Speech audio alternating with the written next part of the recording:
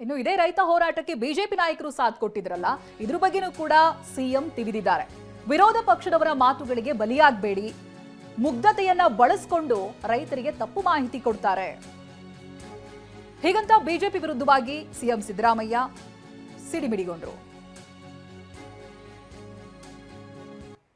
ರೈತರ ಮುಗ್ಧತೆಯನ್ನು ಬಳಸಿಕೊಂಡು ರೈತರಿಗೆ ತಪ್ಪು ಮಾಹಿತಿಯನ್ನು ನೀಡಿ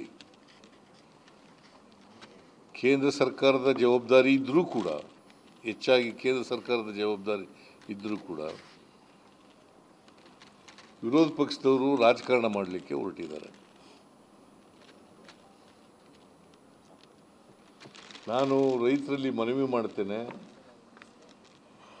ವಿರೋಧ ಪಕ್ಷದವರ ಮಾತುಗಳಿಗೆ ಬಲಿಯಾಗಬೇಡಿ ಅಂತೇಳಿ ಮನವಿಯನ್ನು ಮಾಡ್ತೇನೆ. ರೈತರ ಕಬ್ಬು ಬೆಳೆಗಾರರು ಹೋರಾಟ ನಡೆಸ್ತಾ ಇದ್ರು. ಈ ನಡುವೆ ನಿನ್ನೆ ಮೊನ್ನೆ ಎಲ್ಲ ಬಿಜೆಪಿ ನಾಯಕರುಗಳು ಕೂಡ ಸಾಥನ್ನ ಕೊಟ್ಟಿದ್ರು. ವಿಜೇಂದ್ರ ಅವರು ಖುದ್ದು ಸ್ಥಳಕ್ಕೇನೆ ಹೋಗಿ ರೈತರ ಜೊತೆ ಮಾತನಾಡಿ ನಿಮ್ಮ ಜೊತೆಗೆ ನಾವಿದ್ದೀವಿ ಅನ್ನೋ ಸಂದೇಶ ಕೊಟ್ಟಿದ್ರು. ಇದಕ್ಕೆ ಸಿಎಂ ಸಿದ್ದರಾಮಯ್ಯ ಇವತ್ತು ಸುದ್ದಿಗೋಷ್ಠಿಯಲ್ಲಿ ತಿವಿದಿದ್ದಾರೆ.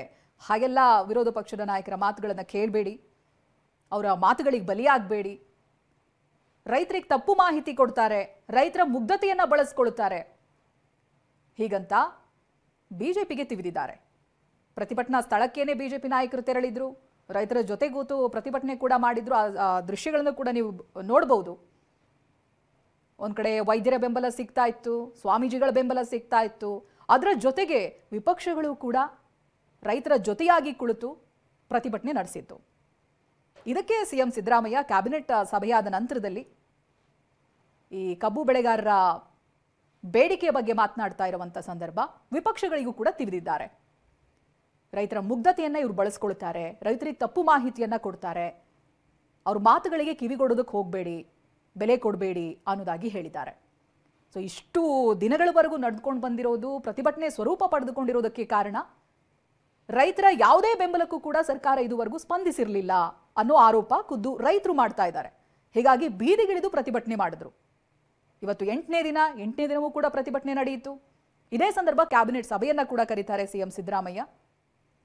ಅದಾದ ನಂತರದಲ್ಲಿ ಸುದ್ದಿಗೋಷ್ಠಿಯಲ್ಲಿ ಮಾತನಾಡಿದ್ದಾರೆ. ನಾಳೆವರೆಗೂ ಬಗೆಹರಿಯಲ್ಲ ಕಬ್ಬು ಬೆಳೆಗಾರರ ಸಮಸ್ಯೆ, ಅಡ್ಡಗೋಡೆ ಮೇಲೆ ದೀಪವಿಟ್ಟಿದೆ ರಾಜ್ಯ ಸರ್ಕಾರ, ಇನ್ನೂ ಪರಿಹಾರ ಹುಡುಕಿಲ್ಲ ಸರ್ಕಾರ. ಇನ್ನು ಮಾತನಾಡಬೇಕಾದ್ರೆ ಸಿಎಂ ಸಿದ್ದರಾಮಯ್ಯ ಕೇಂದ್ರದತ್ತ ಬೊಟ್ಟು ಮಾಡಿ ತೋರಿಸ್ತಾರೆ.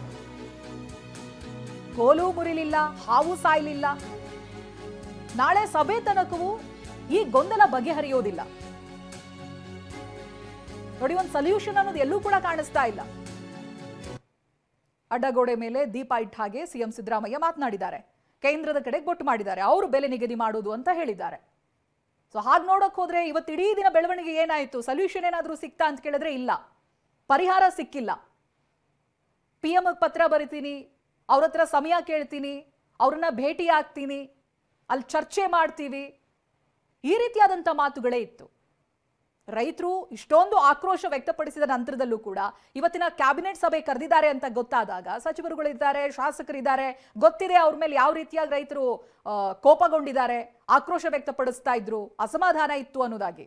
ಸೊ ಎಲ್ಲರೂ ಸೇರಿ ಒಂದು ಒಮ್ಮತಕ್ಕೆ ಬರ್ತಾರೆ, ಒಂದು ಪರಿಹಾರ ಅನ್ನೋದಾಗಿ ಕೊಡ್ತಾರೆ ರೈತರಿಗೆ ಅನ್ನುವಂಥ ನಿರೀಕ್ಷೆ ಇತ್ತು ಇವತ್ತಿನ ಕ್ಯಾಬಿನೆಟ್ ಸಭೆ ಮೇಲೆ.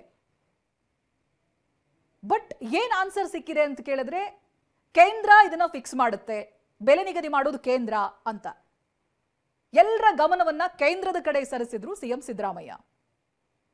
ಹಾಗೆ ವಿಪಕ್ಷಗಳ ಮೇಲೂ ಕೂಡ ಹರಿಹಾಯ್ದ್ರು. ರೈತರಿಗೆ ಪರಿಹಾರ ಸಿಕ್ತು ಕೇಳಿದ್ರೆ ಇಲ್ಲ, ನಾಳೆ ಸಭೆಗೆ ಬನ್ನಿ ಅಂತ ರೈತರಲ್ಲಿ ಮನವಿ ಮಾಡಿಕೊಂಡಿದ್ದಾರೆ.